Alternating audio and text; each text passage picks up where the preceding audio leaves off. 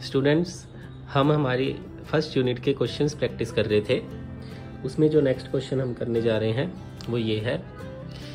इसमें हमें 4 चार्जेस दिए गए हैं जिनको हमने अरेंज करना है एक स्क्वायर के कॉर्नर पे, और स्क्वायर की साइड कितनी है, ए और ए।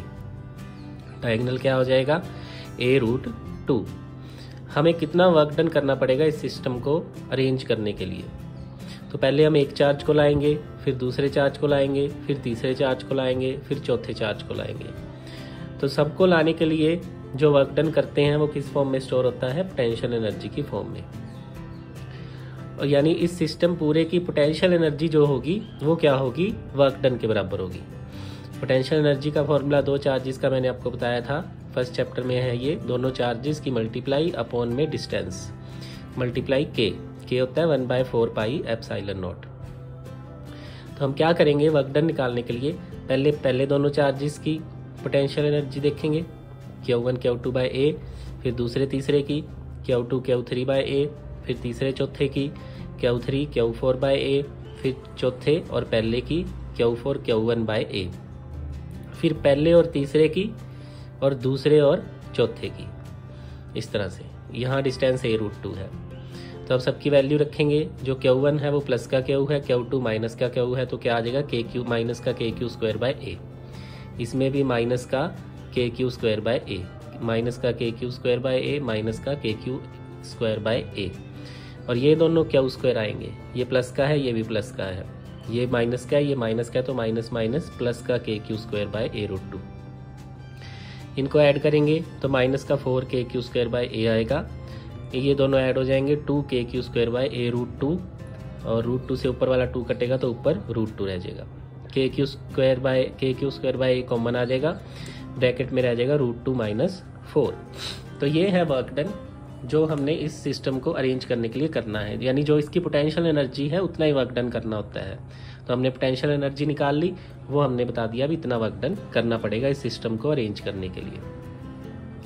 फिर सेकंड पार्ट में पूछा गया है एक Q0 चार्ज है, उसको हम सेंटर पे लाए, बाकी चार्जेस को फिक्स कर दिया अपनी पोजीशन पे, कितना वर्क डन करना पड़ेगा। तो वर्क डन क्या होता है, चार्ज इनटू पोटेंशियल। अब हम सेंटर पे देखेंगे पोटेंशियल कितना है। इस चार्ज की वजह से जितना पोटेंशियल होगा फर्स्ट चार्ज की वजह से, उतना ही इसकी वजह से पोटेंशियल होगा, उतना ही इसकी वजह से होगा, उतना ही, लेकिन इन दोनों की वजह से क्या होगा, ऑपोजिट होगा। ए की वजह से जितना पॉजिटिव होगा बी की वजह से उतना नेगेटिव होगा। इसी तरह सी की वजह से जितना पॉजिटिव पोटेंशियल होगा डी की वजह से उतना ही नेगेटिव होगा। तो वो क्या हो जाएंगे, कैंसिल आउट होके पोटेंशियल सेंटर में क्या हो जाएगा, 0। तो वर्क डन भी क्या होगा, 0। तो एक Q0 चार्ज को हम सेंटर पे लेकर आए तो वर्क डन क्या रहेगा, 0। एक इलेक्ट्रिक डाइपोल है जिसकी लेंथ है 4 सेंटीमीटर, लेंथ 2a होती है डाइपोल की। उसको हमने इलेक्ट्रिक फील्ड के साथ 60 डिग्री के एंगल पे रखा। उस पर टॉर्क कितना लग रहा है, 4√3 न्यूटन मीटर। आपको पोटेंशियल एनर्जी निकालनी है डाइपोल की, अगर उसका चार्ज कितना है, +-8 नैनो कूलम। तो हमें टॉर्क दे रखा है 4√3 न्यूटन मीटर, थीटा है 60 डिग्री। तो टॉर्क का फॉर्मूला होता है PE sin थीटा, 4√3 के बराबर रख देंगे। यहाँ से PE कितना आ जाएगा, 4√3। यहाँ पर ये जो PE लिखा है इसका मतलब पोटेंशियल एनर्जी है। ये वाला PE क्या है, dipole movement into electric field है, तो ये कंफ्यूज ना होना। तो यहाँ से PE कितना आ जाएगा, 4 × 2 8, sin 60 की वैल्यू √3/2 रखने पे। अब जो पोटेंशियल एनर्जी होती है डाइपोल की वो क्या होती है, -PE cos theta. First chapter में फॉर्मूला ये करवाया था आपको। तो PE की वैल्यू 8 रखेंगे यहाँ पर, cos 60 क्या होता है 1/2, तो पोटेंशियल एनर्जी कितनी आ जाएगी, -4 जूल।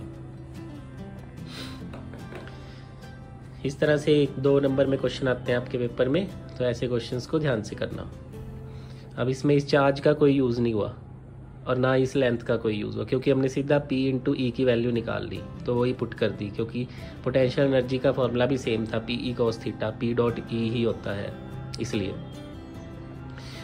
एक पैरेलल प्लेट कैपेसिटर है जिसकी कैपेसिटेंस C है, 20 वोल्ट तक चार्ज किया उसको, फिर हमने उसको बैटरी से हटा लिया, फिर उसको एक अनचार्ज कैपेसिटर के साथ जिसकी कैपेसिटेंस भी सेम थी, उतनी थी, उसके साथ जोड़ दिया, तो उसके साथ वो पैरेलल में जुड़ेगा। 2 कैपेसिटर को अगर हम जोड़ते हैं तो वो पैरेलल में ही जुड़ते हैं।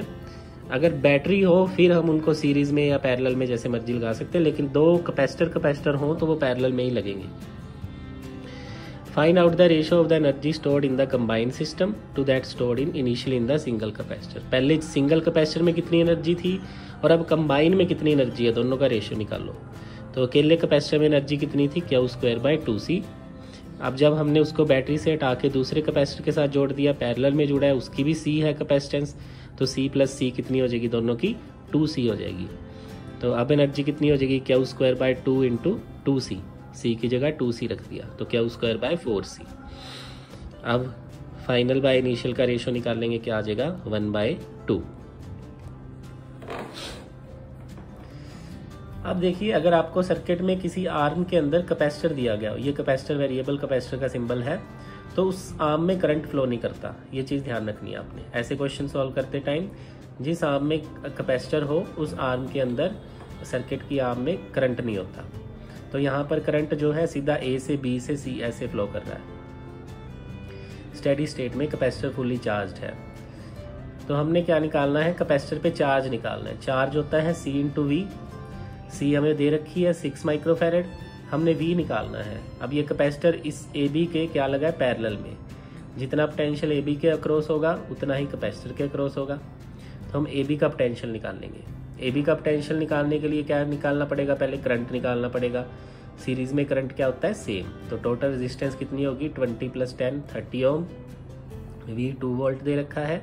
I क्या आ जाएगा, V/R, 2/30 1/15 एम्पियर। अब AB के अबाउट सीरीज में पोटेंशियल अलग अलग होता है, तो AB का अलग होगा, 20 ओम का अलग होगा BC का।